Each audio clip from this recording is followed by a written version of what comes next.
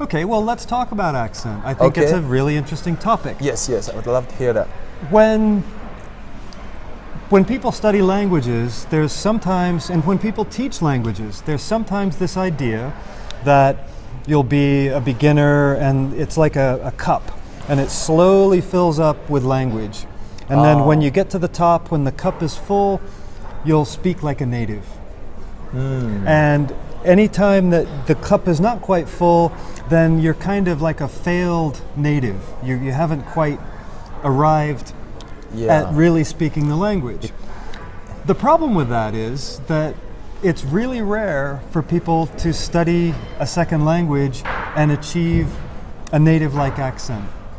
It just very rarely happens in the world. Yeah, is it necessary that we have to achieve that native accent? Exactly, because what that means is we've set this target, or we feel that there's this target of speaking like a native that most people never reach.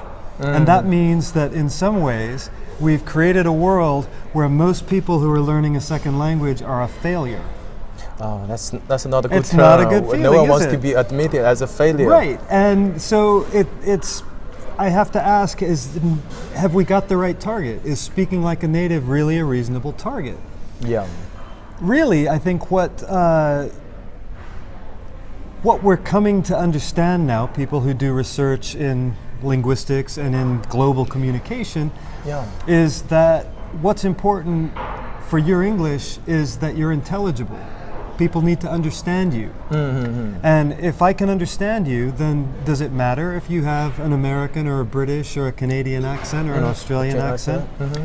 Now, if somebody has a really good ear and really wants to have a British accent, or if you want to have a British flavor to your English, I say, that's great, do that.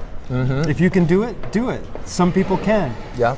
But if you can't do it, it's not big maybe of a not deal. that important. Yeah, if people can understand you, if you can communicate, then your accent is not so important. But let me go one step further. Okay.